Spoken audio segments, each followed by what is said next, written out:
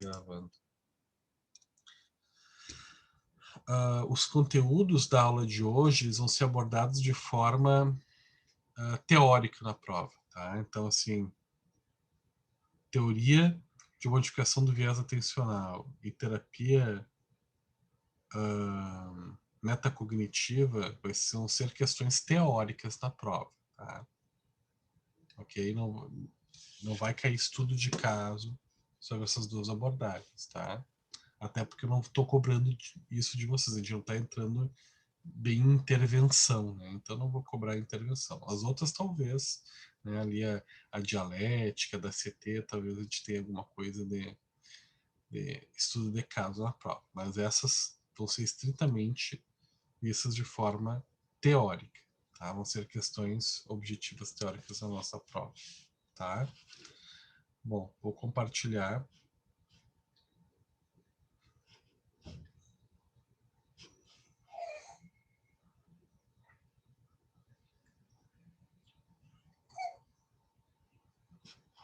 Só um pouquinho aqui, deixa eu só... que eu perdi aqui a apresentação. Eu sei que a gente tem ali início para a terapia da modificação do viés atencional, mas a gente vai começar pela entrevista do Heitor, tá? Para a gente acompanhar aqui juntos. Se vocês quiserem parar a apresentação para enquanto no meio da apresentação a gente fazer algumas considerações, tá? A gente para, tá? Ok.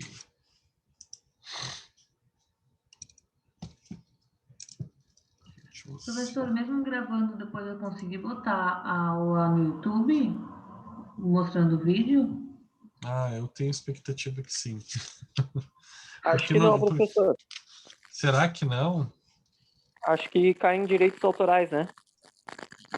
Não sei se os vídeos que o senhor vai passar tem no YouTube, se é do canal de alguém, mas acho que cai em direitos autorais. Mas daí eu coloco a entrevista com um link para vocês.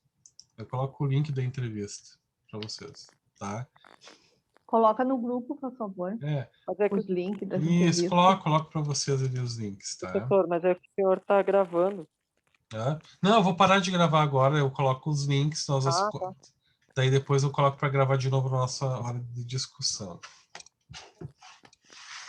Ok. Só um pouquinho, só...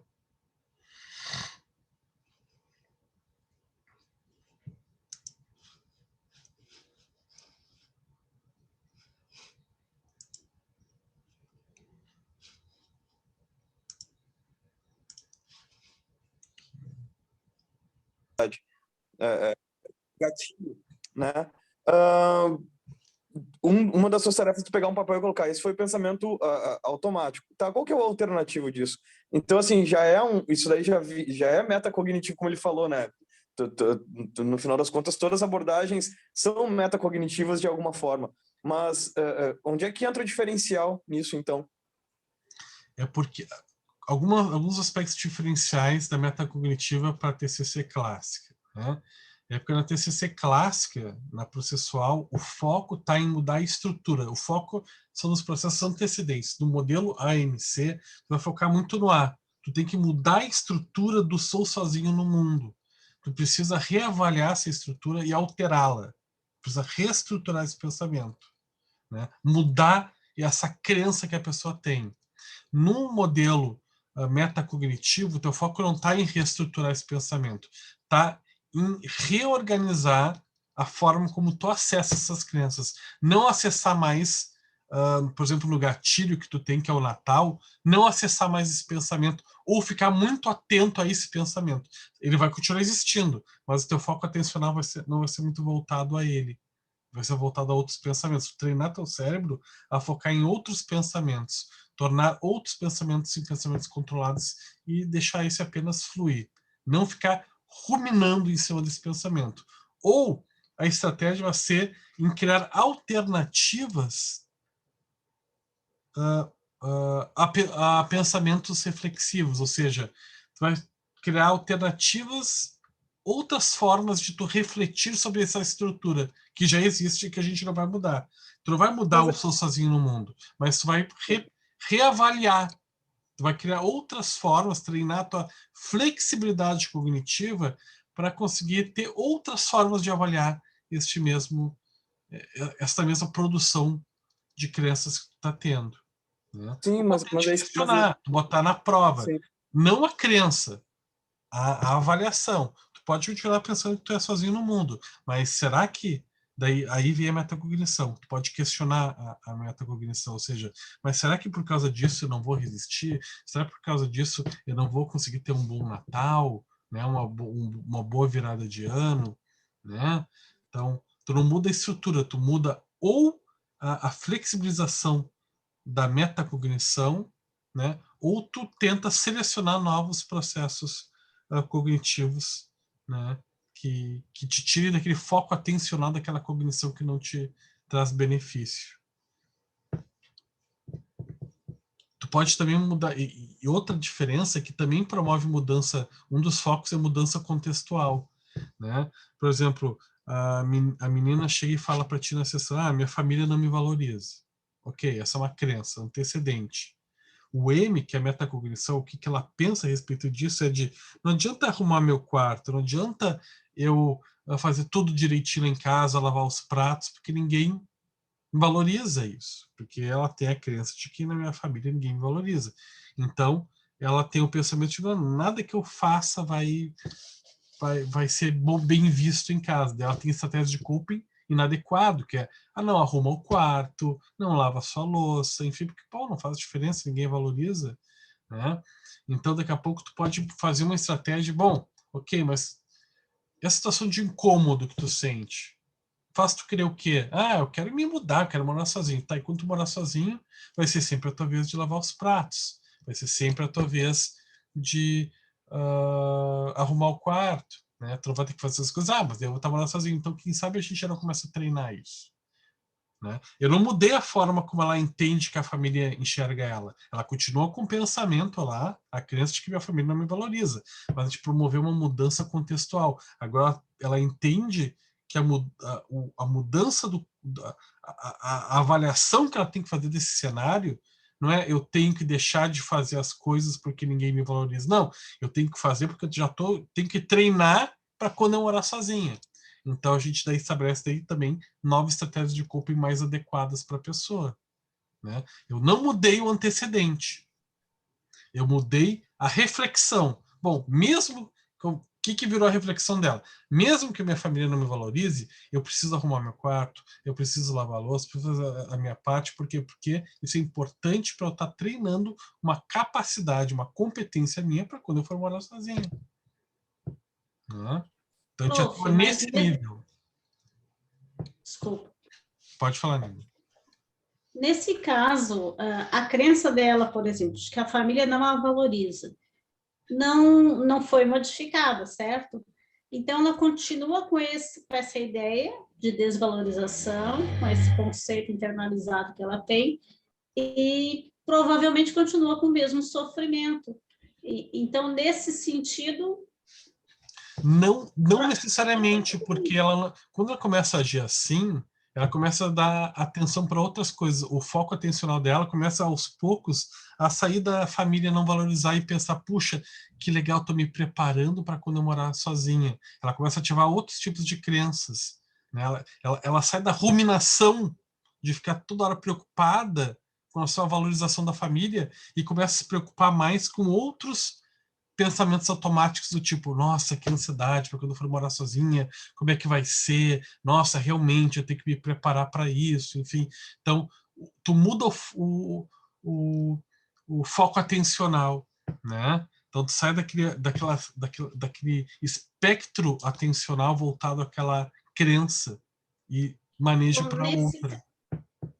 Nesse caso, não vai se trabalhar a conscientização daquela crença que ela tem, para tentar modificá-la. Não. Mas sim a funcionalidade dessa crença. Né? Então, os aspectos funcionais. Né?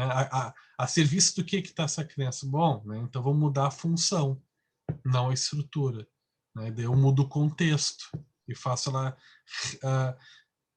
reavaliar o modus operandi referente àquela crença. Bom, tudo bem, minha família desvaloriza, mas Isso faz eu querer fazer o que da minha vida? Eu quero morar sozinha. Tá, mas morar sozinha, para isso eu preciso estar arrumando as coisas, me preocupando, né, com o meu quarto, lavando minha louça, eu preciso ser organizada, daí vale a pena.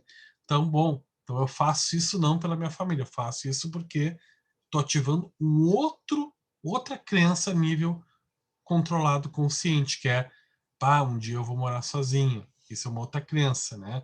Daí pode ser outra crença, de, quando eu morar sozinha, preciso ser organizada. Ela está ativando isso daí. Ela não está mais ativando aquela crença de minha família não me valoriza, né? E nem a reflexão a respeito disso e nem as estratégias disfuncionais que isso gerava a nível comportamental nela, né? Então, na verdade, é só um desvio de atenção. Pode ser, é uma estratégia, a outra é a reavaliação, né? Por exemplo, daqui a pouco uma crença antecedente que a pessoa tem, um pensamento automático, pode ser: meu filho está viajando sozinho e pode ser assaltado. Daí isso gera todo um processo metacognitivo de avaliação de pensamentos sobre esse pensamento automático do tipo, nossa, eu não vou aguentar perder ele, ele não se cuida, e agora? E se ele morrer? Né? E daí isso gera comportamentos inadequados, né? Ou estratégias de coping que não sejam funcionais, como ataques de ansiedade, mal-estar, né? Que isso é uma reação fisiológica também, uma estratégia, né? A nível fisiológico, uma reação, um comportamento do corpo. Daí, nesse nível, tu pode trabalhar a nível metacognitivo também. Tu pode saber assim, bom, tá, tu acha que tu não vai aguentar perder ele, né? Bom, mas ele saiu, já viajou em outros momentos. Ah, não, ele viajou, né? Mas, nossa, ele pode ser assaltado. Ok, ele pode ser assaltado, mas esse pensamento, qual é a serventia dele? De que forma a gente pode utilizar ele para te ajudar? Né? Será que te ajuda a ficar nessa ruminação? Porque isso é comum, por exemplo, em transtornos de ansiedade generalizada. A pessoa tem um padrão de preocupação muito elevado. E a terapia metacognitiva é muito utilizada nesses transtornos, né? Então a pessoa fica naquela coisa de, ai meu Deus, e se ele for assaltado, enfim, eu não vou aguentar perder ele, não se cuida. Daí, não, só um pouquinho, né? Que forma que tu pode ajudar ele? Que forma, bom, essa preocupação é algo ruim, né? Te faz te sentir mal, tu fica com esse ataque de ansiedade. Tá, mas tu ser uma mãe preocupada é algo bom na relação com teu filho? Né? O que diz a respeito de ti como mãe? Não, é bom, significa que eu me preocupo, que eu me importo. Poxa, isso já não é bom para ele? Ter uma mãe já não é um mecanismo de apoio que ele tem. Ele pode contar contigo, não pode? Qualquer coisa que aconteça, ele conta contigo, não conta? Ah, ele conta com o meu total apoio. Poxa, isso é uma coisa boa para ele, né? Então, assim, tu não mudou o fato de que ele pode ser assaltado, você pegou a preocupação da mãe, né, aquela parte da crítica dela, de meu Deus, eu não vou aguentar se ele for assaltado, né, se eu perder ele, bom, e daí a pouco, ok, tu te preocupa, tu tem esse processo metacognitivo, de gerar essa preocupação, esse aspecto ruminativo.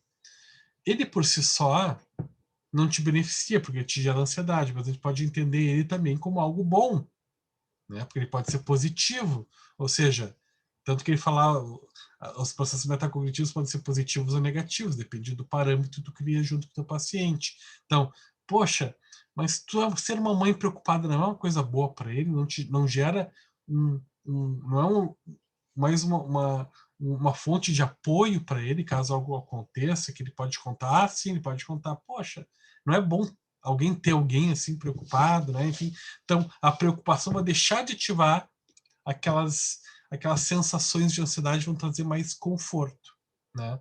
Então tu está reavaliando a metacognição, fazendo ela pensar nessa metacognição mais aspectos resolutivos e menos ruminativos, né? Isso faz a pessoa lidar melhor com esse processo. Daí tu atuou a nível metacognitivo, né? A pessoa reavaliar a sua metacognição.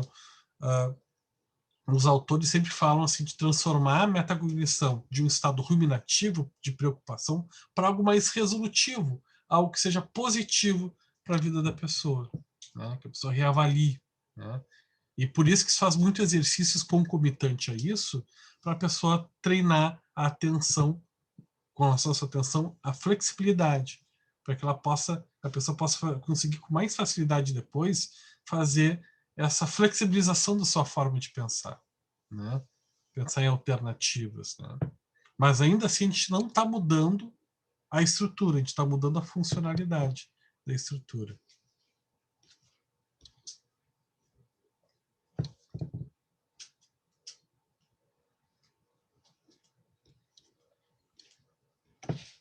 Okay. O que mais surgiu para vocês aí de... Eu fiquei com algumas dúvidas também.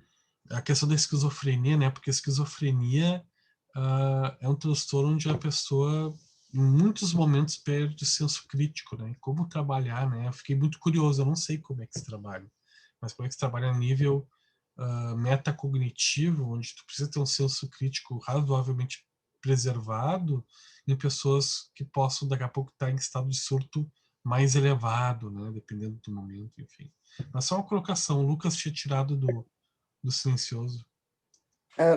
Não, que eu provavelmente pode sem querer, mas isso daí também provavelmente também é como ele falou na entrevista, é uma questão adaptativa, né, para o uso da metacognição com a esquizofrenia.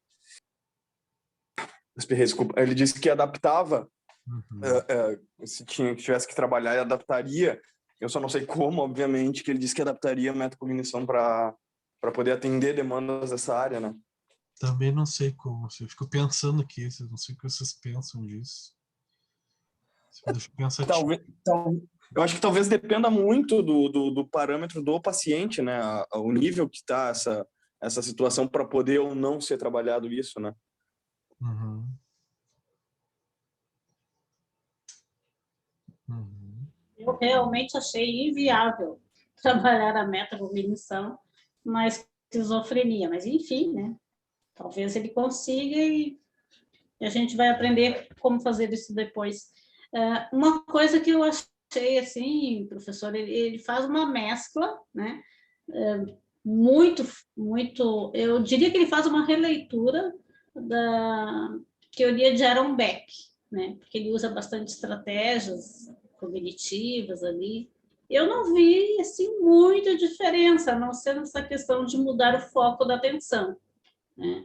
Porque ele não faz uma modificação da cognição que a pessoa tem inicial, né? Ele só trabalha com outras opções. Foi assim que eu entendi. Uhum.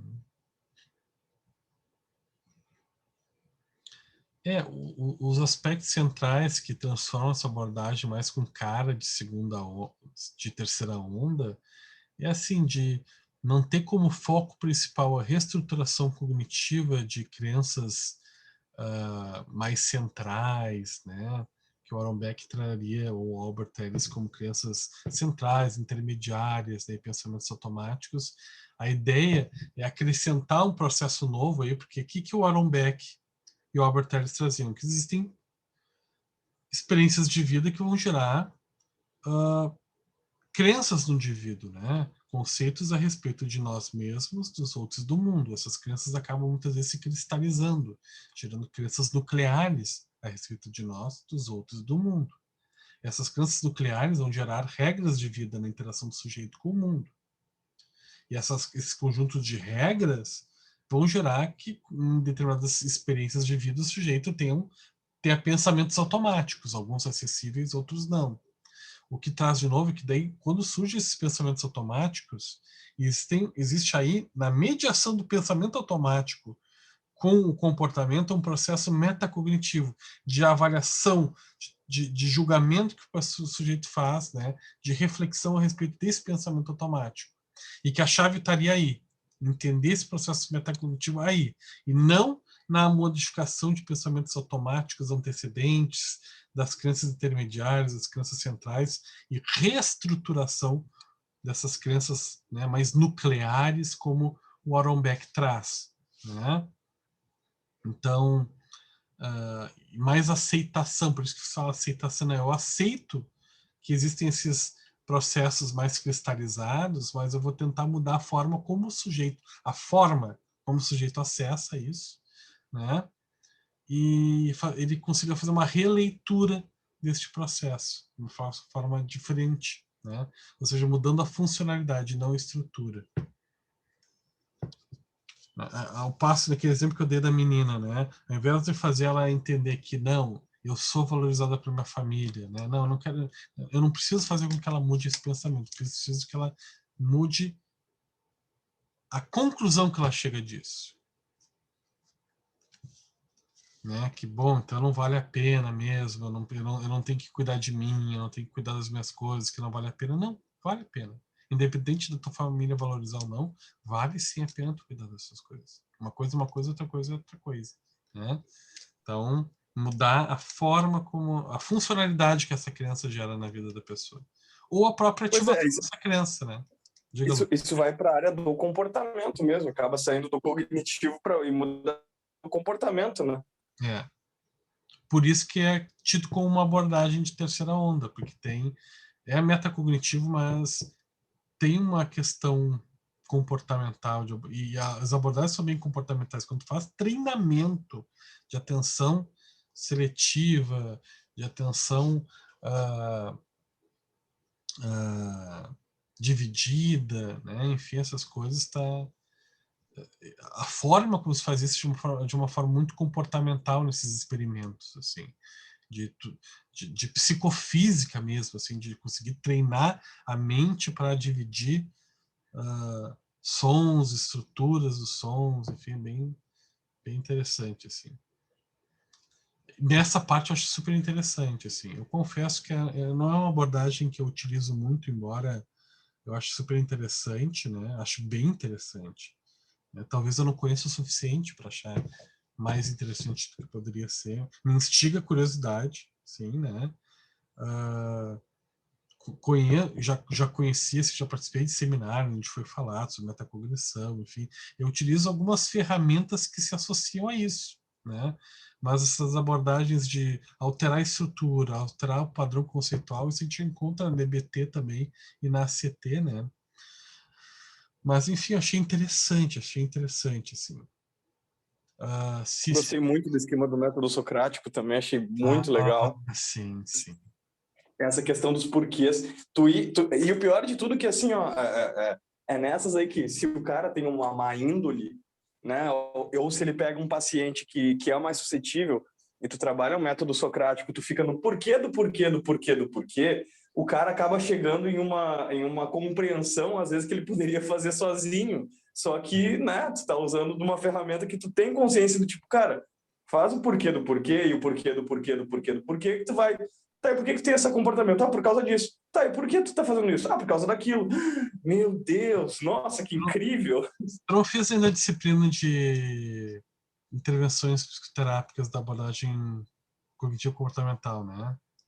Não. Então tu vai adorar processual, porque tem muito disso também. Eu acho que tu vai gostar. Eu sou muito fã dessa escola socrática e desse tipo de ação, porque, de novo, isso daí é uma das coisas que mais fomenta essa capacidade, essa evolução da pessoa. No momento que tu consegue encorajar a tua personalidade de fazer perguntas de porquê dos teus porquês, quando tu tem coragem que eu não tenho uma palavra melhor, para aprofundar nesses porquês, de novo, é um mundo à parte, assim, ó, tu acaba se conhecendo melhor, tu acaba conseguindo, inclusive tu irrita muitas pessoas, porque quando tu vira uma pessoa do porquê, tu acaba irritando muita gente,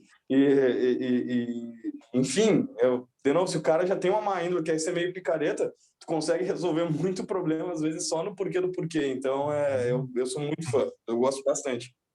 Ok. Cici. Tá de mãozinha levantada. Oi, professora. Oi. Bem no finalzinho ali, eu achei uma coisa muito interessante quando ele fala que o terapeuta é importante até ele compartilhar alguma dificuldade que ele já teve, que ele superou com o paciente. Mas eu, particularmente, eu vejo, será que o paciente não enxergaria a gente como uma pessoa fraca? Eu tenho minha dúvida assim, quanto a isso. Não ficaria muito amigo, entre aspas, do paciente? Olha, Cici, Eu acho que isso depende muito, depende do propósito. Se tu consegue utilizar isso com uma finalidade terapêutica mesmo. E o paciente às vezes entende isso, né? Até entende muitas vezes com o processo de humanização do tratamento. Nunca aconteceu de trazer uma questão com o paciente mais pessoal, de dar um exemplo, assim, de uma dificuldade que eu tive. Né? Às vezes isso até é uma estratégia empática, né? Uma estratégia mais baseada numa realidade, numa verdade do terapeuta, né?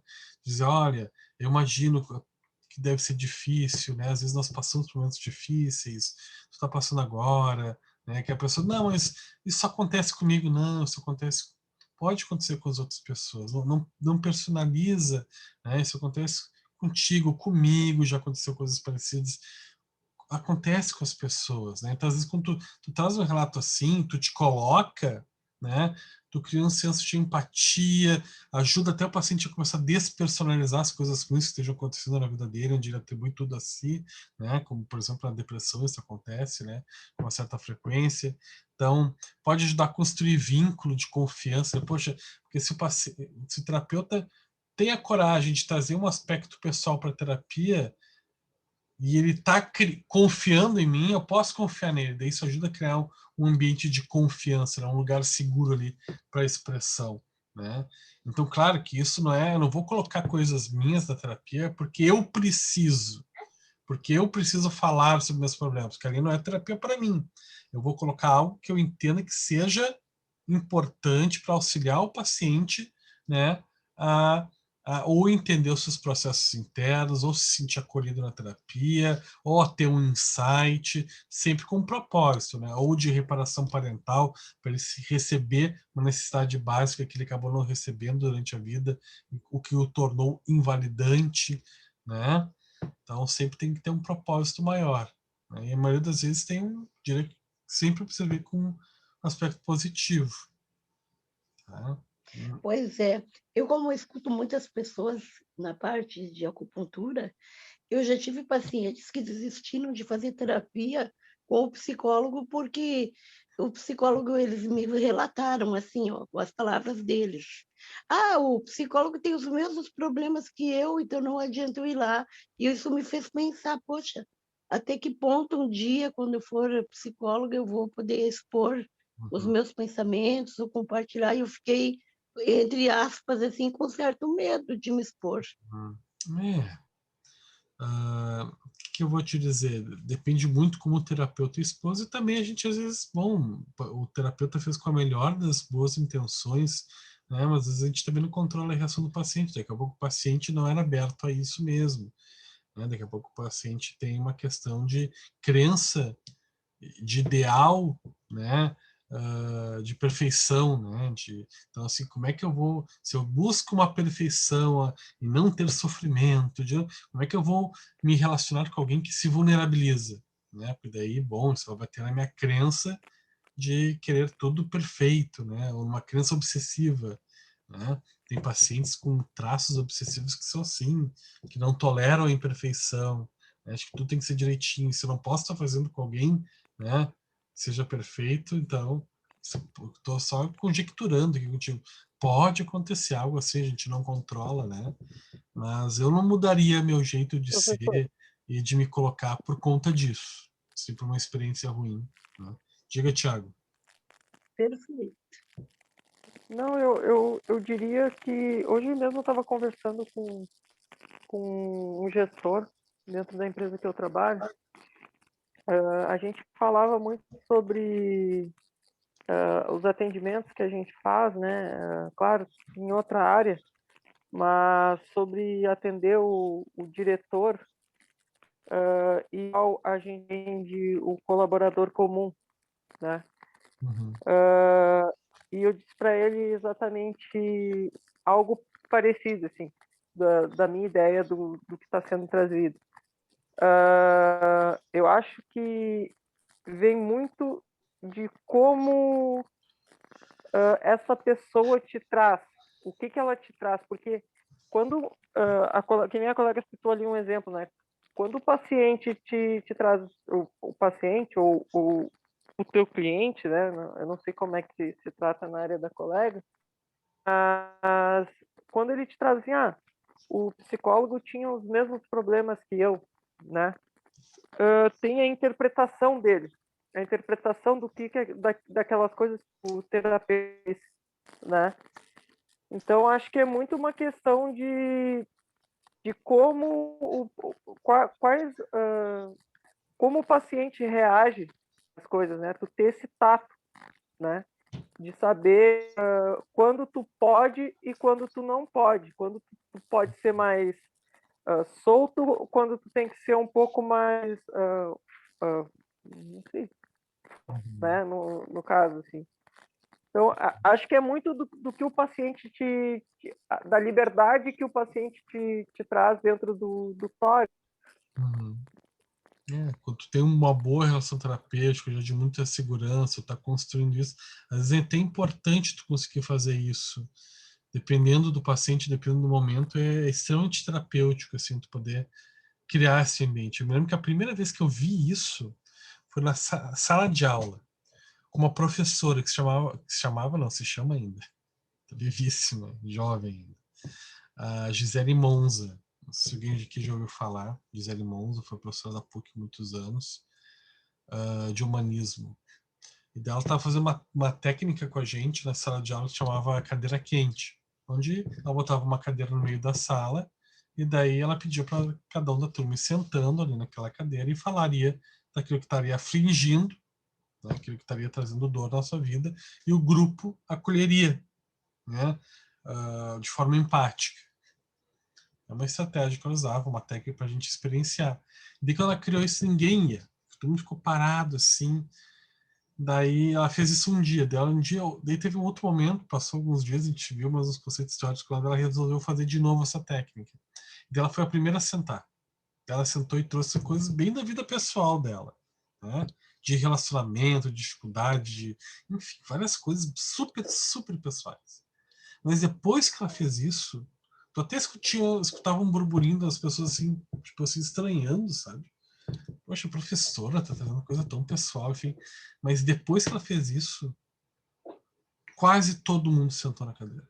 Mas assim, espontaneamente, ela não precisava chamar. Todo mundo foi. Ela conseguiu criar através dessa exposição, um ambiente de segurança, porque alguns pensaram, poxa, se o professor tá confiando nesse espaço, por que eu não vou confiar? Né? Se ele se permitiu, por que eu não vou me permitir? Isso me marcou um monte, assim. Uma coisa que eu não me esqueço. Tem coisas que os professores às vezes fazem que a gente não esquece. Então, para mim foi foi um modelo de forma de se expor, mas com intuito terapêutico, né? Uma grupoterapia que a gente estaria ensaiando ali, né? Um ensaio de grupoterapia, mas que acabou funcionando. Bom, pessoal, vou fazer um intervalo agora, tá? De 10 minutinhos, são 9h20, 9h10, 9h20 nós retornamos para ver o vídeo, né, do Christian Christensen, tá? Que é mais curtinho, tá, pessoal? Ok? Sobre viés atencional. Em alguns aspectos eu vou até lembrar a metacognitiva um pouquinho. São complementares, eu diria. Ok? Bom intervalo a todos. Ok. Essa nomeação de páginas hoje em dia está mais moderno, tá? Porque hoje em dia a gente tem uma estratégia que se chama eye tracking, que é uma ferramenta que tu olha uma página e daí vê o tempo que tu leva para completar e achar palavras afins. Só que ele também é um instrumento assim que tu na página vão ter algumas palavras gatilho para um transtorno mental que tu tenhas de ativação. Daí esse app, né? Esse aparelho, ele te dá um mapa de calor da movimentação do teu olho, mostrando em que palavras e que zonas da página tu ficou mais tempo atento. E de acordo com esse mapa de calor, mostra se tu ativou mais, né? Se tu elevou mais o teu olho para regiões onde estariam palavras relacionadas relacionados com o teu transtorno, né, com a tua dificuldade, com o teu sofrimento, né, que tu apresentas num determinado transtorno mental. Então, hoje em dia, a gente ainda utiliza, né, tem ferramentas mais modernas, né, do que simplesmente utilizando o Stroop, que também é uma excelente a ferramenta. Mas, assim, o resto do seminário, eles discutindo o ponto de vista, a experiência com relação a esses mesmos testes, a abordagem do viés atencional não é exatamente uma abordagem da psicologia, ela é uma área de estudo que se desenvolveu alguns testes para a gente entender melhor como é que se dá a atenção, né? O viés de atenção. Mas queria ouvir de vocês o que vocês estão achando, o que vocês estavam entendendo, né? Como é que estava chegando para vocês aquilo que estava sendo abordado no seminário do professor Christian Christensen.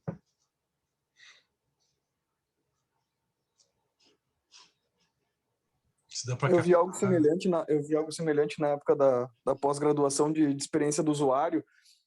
Essas ferramentas são muito usadas no marketing e realmente tu consegue traçar perfil de consumidor, muito do perfil de consumidor baseado nisso, né? Tanto na grifagem da página, quanto tempo de uso da página, isso daí tu consegue fazer uma parte de descrição bem interessante, assim, tu consegue elencar muita informação sobre o consumidor baseado nisso, né? É interessante. Se usa muito mesmo, né?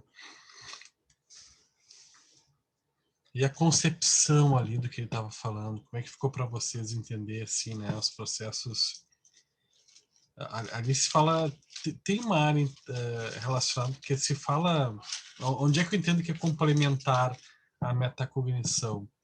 No sentido de que a metacognição se atém muito ao processo reflexivo, mais controlado. E ali se fala muito sobre aspectos implícitos, né?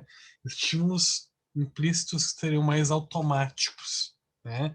Então, como é que se dá, né, a formação da organização da nossa atenção quando se volta para alguns aspectos do mundo que, de alguma forma, acabam ativando na gente uma tendência a focar mais a nossa atenção em coisas que reforçam as nossas disfuncionalidades, as nossas dores, que possam, porventura, reforçar um transtorno mental que a gente tenha, né? Por exemplo, tem pessoas que têm depressão, que tem uma tendência, isso é um viés comum que a gente encontra na literatura, né? O viés atencional depressivo, né? Aos aspectos negativos. As pessoas que têm depressão têm uma tendência em suas experiências a visualizarem os aspectos negativos do ambiente, né? Pessoas dependentes químicas têm uma tendência a visualizarem, a rastrearem mais coisas relacionadas à bebida, por exemplo, se é um alcoolista, né, no ambiente. Pessoas com transtornos de ansiedade têm uma tendência na sua atenção a rastrearem mais rapidamente no ambiente objetos, pessoas ou situações ameaçadoras mais rápido que os outros, por procurar ter um método de rastreio mais rápido e, entre aspas, eficiente, né? Mas eficiente para aquilo que não ajuda, né? Para questões de ameaça, né? Então, por que isso acontece, né? E como é que se faz para medir, para se tratar isso, né? É uma boa discussão que esse capítulo do livro e essa apresentação aí, né, do grupo do Christian Christensen vem a discutir, a problematizar. Então, é bem interessante, né? Não sei se vocês ficaram pensando sobre... Muito interessante. Achei muito interessante. São coisas que as pessoas não percebem, não tem como tu perceber muitas vezes, mas nesse tipo de rastreio aí tu faz uma coisa... É automático, porque os pensamentos eles estão ali, né? E vai nessa busca já com a tendência do que ela tem, né? Prof, ali quando ele fala do direcionamento para atenção, né? Eu fiquei me lembrando assim, o quanto a gente se foca, por exemplo, naquilo que a gente acha mais importante, né? De uma forma ou de outra. Por exemplo, se a gente quer comprar um carro novo, fica imaginando aquele modelo X ou Y, aí tu sai na rua e parece que tu só vê aquele carro, né? Que o nosso cérebro direciona a atenção para aquilo ali. Eu acho que o mesmo ocorre, né, com as psicopatias aí, né, com as doenças, com os transtornos, porque não me parece que seja diferente, apenas o que é diferente é o objeto da atenção. Excelente Excelente avaliação. Colocação, né? É isso mesmo. Né? Por exemplo, quando a minha esposa estava grávida, a gente saiu, assim, parecia que tinha um faro para ver mulher grávida, assim, porque fazia parte do contexto do que a gente estava vivendo, né? Ou para prestar atenção em produtos de bebês, assim, no supermercado, né? O meu rastreio estava muito voltado para isso, né? E como é que isso acontece, né? Porque se a gente é bombardeado o tempo inteiro de muitas informações no meio, né? São diversos estímulos. Então, o que acontece? Dependendo do contexto que a gente está vivendo, né, o contexto de vida, o nosso cérebro é bombardeado por muitas informações do ambiente. Né? A nossa parte perceptiva está toda hora captando muitas informações. Mas dependendo do contexto que a gente está experienciando de vida, alguns estímulos vão ser reforçadores, outros vão ser ameaçadores, outros vão ser neutros. Né? Então, bom, como é que acontece como é que ocorre esse processo, né, de viés atencional, né? E como é que se formam as psicopatologias dentro desses conceitos? Através daquilo que a gente vê no comportamentalismo, né, behaviorismo, chamado de reflexo condicionado. Por exemplo, tem pessoas que vão gerar estão dentro de um processo de vulnerabilidade para bebidas, né, para álcool, daqui a pouco tem uma questão hereditária na família de vulnerabilidade para bebidas alcoólicas, e essa pessoa cresceu num ambiente onde festa, alegria, comemoração estava vinculado à bebida alcoólica. Então a pessoa tem uma vulnerabilidade biológica, mas o plus do condicionamento reflexo. O que é isso?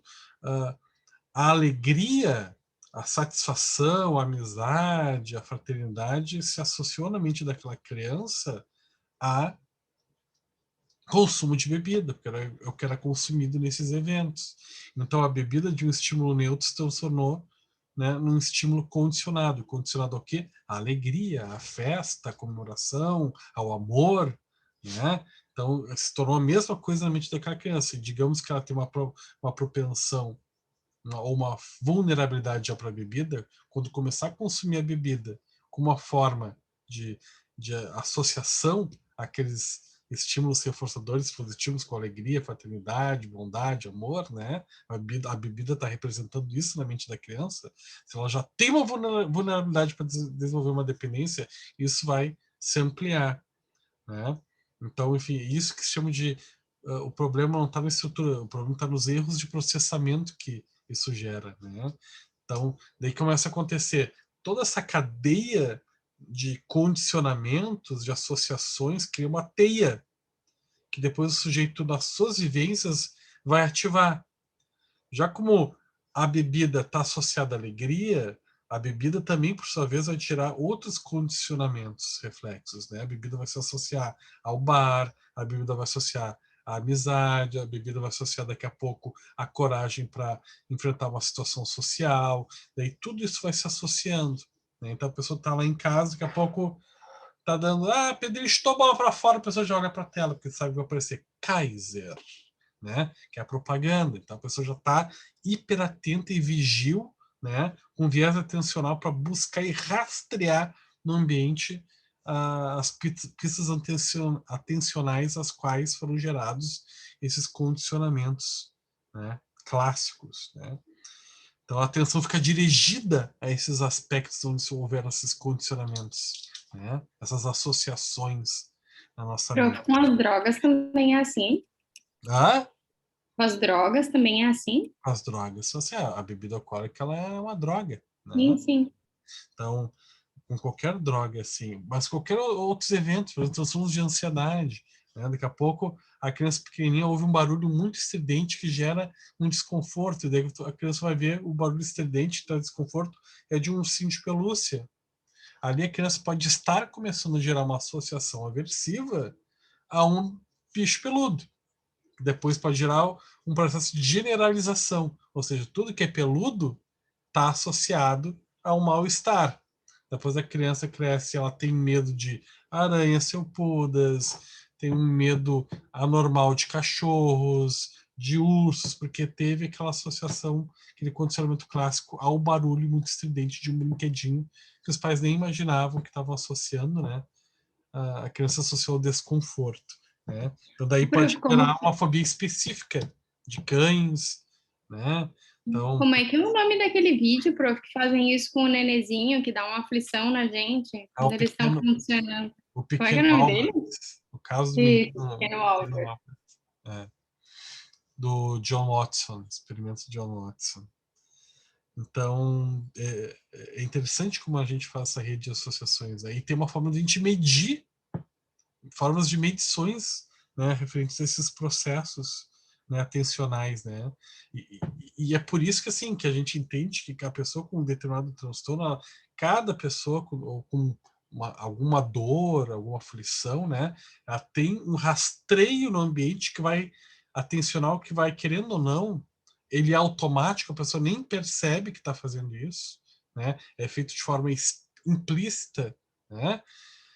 E que, querendo ou não, está reforçando a disfuncionalidade do sujeito, porque está ativando gatilhos que não são bons para a pessoa, né?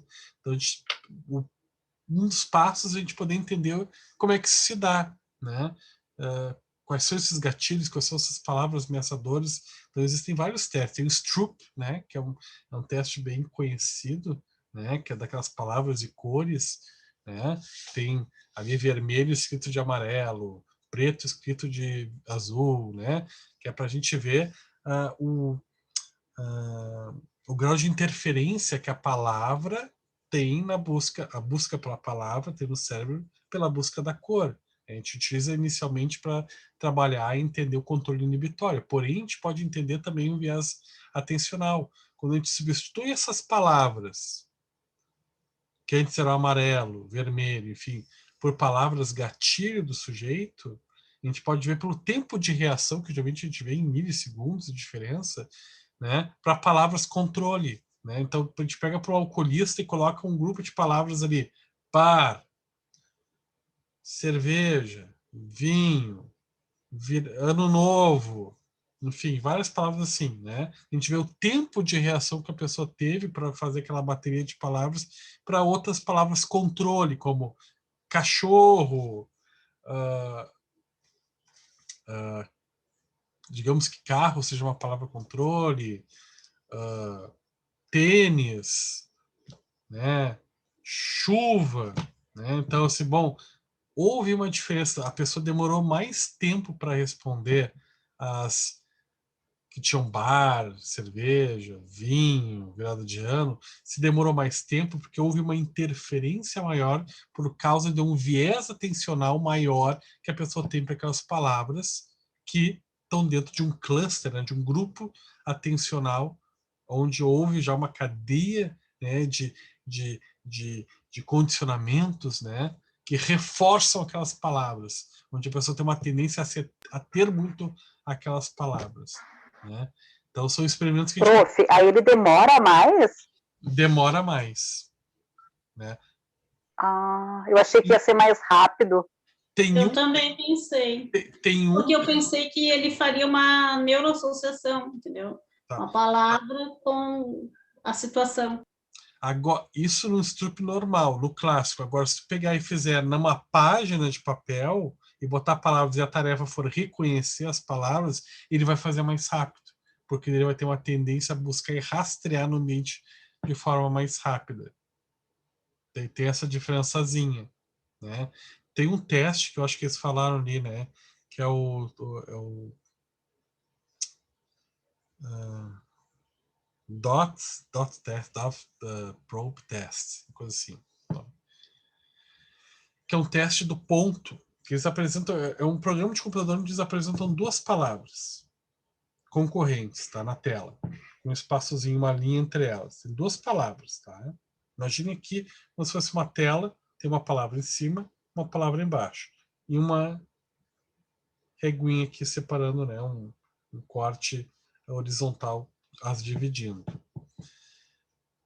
daí o que acontece? Se apresentam essas duas palavras. Uma palavra é a palavra gatilho, a outra é uma palavra neutra. Daí acontece, na próxima tela, as duas palavras somem, mas no lugar de uma das palavras tem um ponto. E a pessoa tem que lembrar que palavra que estava ali onde estava o ponto. Geralmente as pessoas, nesse tipo de teste, conseguem lembrar melhor e de forma mais rápida das palavras onde estava o ponto, que eram as palavras gatilho. Né? Quando o ponto estava substituindo a palavra, por exemplo, uma pessoa com ansiedade generalizada, a palavra socorro, a palavra acidente, a palavra dor, né? A pessoa lembra mais rapidamente e com uma fração menor de tempo onde o ponto estava colocado nessas palavras do que quando o ponto está substituindo palavras do tipo felicidade, tranquilidade, férias, né? Então a pessoa tem uma capacidade de recordar mais, porque daí a gente vê também um viés atencional. A pessoa tem uma capacidade de rastrear melhor palavras ligadas àquele espectro, né? Aquele grupo, aquele cluster de palavras ligadas àquela rede atencional, né? A qual ele está acostumado a rastrear no ambiente, onde já houve esses condicionamentos. Isso é tudo implícito, né? Então a pessoa não percebe. E o foco de intervenção também é assim, né? Puramente nível implícito. A gente não trabalha a nível de consciência, a nível de conscientização. Os trabalhos de modificação também são através dessas técnicas, né? Daqui a pouco fazer uma das técnicas para mudar isso no sujeito, esse rastreio, é através daquela atividade também dos pontinhos. Só que o que se faz? Começa a colocar o pontinho nas palavras neutras, para estimular o cérebro da pessoa a buscar as palavras neutras e desengajar ela das palavras. Acho que eles usaram essa palavra na apresentação. Desengajar a pessoa das palavras que seriam gatilho, né? Começar a desaprender a forma de rastrear aquelas palavras que seriam gatilho ligadas à disfuncionalidade do sujeito. Em deprimidos seriam palavras tristes, né, de acidente, catastróficas. E em pacientes alcoolistas ou de dependentes de outras substâncias serão palavras ligadas ao uso da substância, enfim. Né? Então, você sempre também trabalha a nível... Então, sabe o que fez eu me lembrar isso? Me fez lembrar o WhatsApp do uso das palavras ali, né? As palavras que mais tu usa, tu consegue fazer um texto ali, né? Aquela coisa que eles colocam brincando, mas é o uso das palavras que a gente mais faz durante a escrita, né? Uhum. E é o nosso dia a dia, e isso é a mesma concepção desses testes, né? Os emojis, né? A gente tem ali também os favoritos, não tem? Aqueles que a gente mais usou, aquilo ali, querendo ou não, é um mapa, né, de viés atencional, pode estar referindo ao nosso humor, né? Predominantemente, que tipo de carinha que tem ali? Tem triste, tem alegre, tem apaixonado. Então né, não tão científico, né? Mas de brincadeira vocês podem ali olhar e ver. Ele tem, querendo ou não, é um viés atencional do que vocês mais estão usando, né? O que chama mais a atenção de vocês nas relações, né? Mas é bem interessante, assim. E aí, pessoal?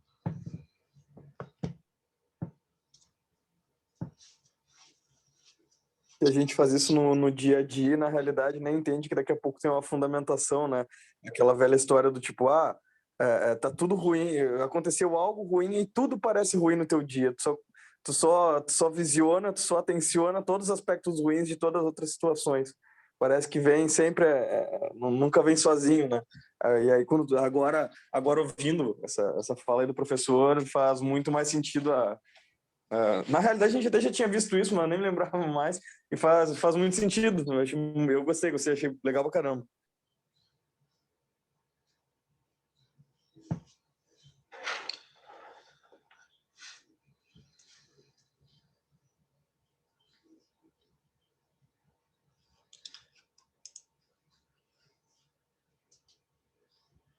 Ok, então, pessoal. Mais alguma colocação? Alguma impressão?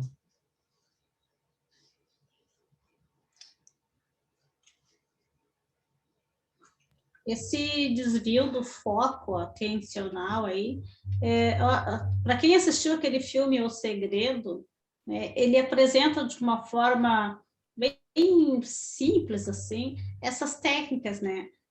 Ali no começo, por exemplo, até o Lucas estava falando, e eu lembrei do filme na hora, quando a pessoa acorda de manhã e tropeça na cabeceira da cama, no puffzinho, aí já começa a pensar que o dia não vai ser bom, e parece que o dia realmente não fica bom, porque a pessoa fica focada só naquilo que foi ruim, né? E é bem legal, assim, para quem não assistiu, assistir, porque trabalha muito as técnicas aí da TCC. E é interessante porque aí traz a questão da matriz de alguns aspectos da TCC, assim, né? Da onde que vem alguns conceitos, né? A construção das psicopatologias, né? Então, todo aquele aquele estudo dos processos básicos, né? Eu diria que a terapia do viés atencional ela é mais uma contribuição a nível de entendimento de processos básicos do que realmente uma abordagem em si, né? Por isso que a gente não encontra assim, uma pessoa que se diga, sou um terapeuta de viés atencional. Tá? Eu tenho conhecimento sobre o processo de viés atencional e isso me ajuda a compreender os processos cognitivos comportamentais. Então, vejo geralmente esse tipo de discurso, não assim, eu sou um terapeuta que só utiliza esse tipo de técnica, né? É mais um instrumento, né, para entendimento e intervenção, né? Do que uma escola propriamente dita, né?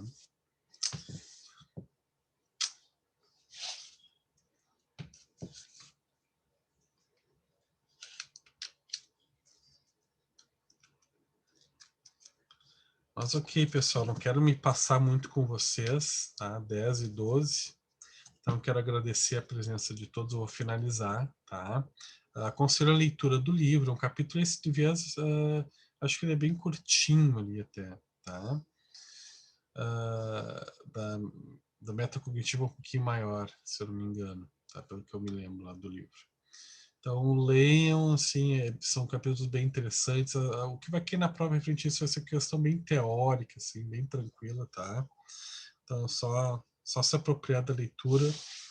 Lembrar do que nós discutimos aqui, né? Possivelmente vai estar relacionado com o que nós conversamos também, que vai cair, tá? Desejar uma boa semana para vocês. Acho que o nosso próximo encontro já é...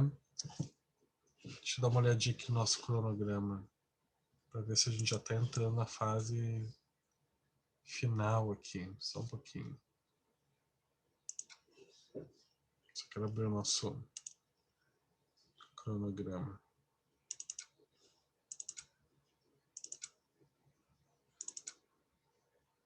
Meu Deus.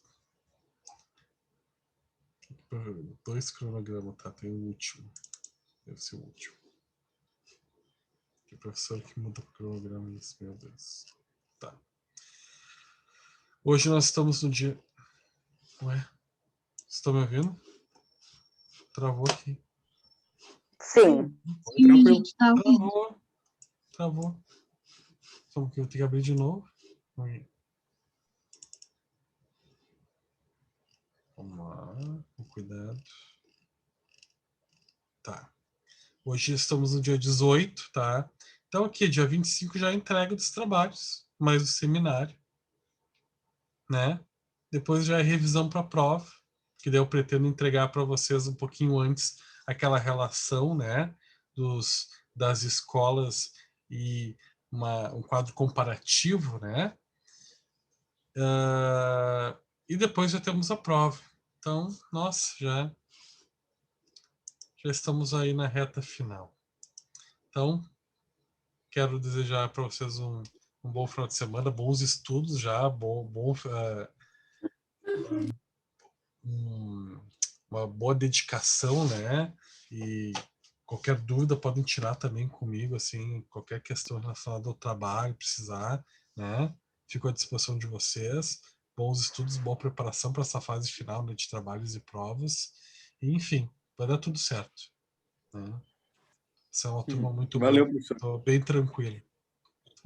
Boa noite. Boa noite. Até mais. Boa noite. Tchau, pessoal. Boa noite. Tchau. Beijão.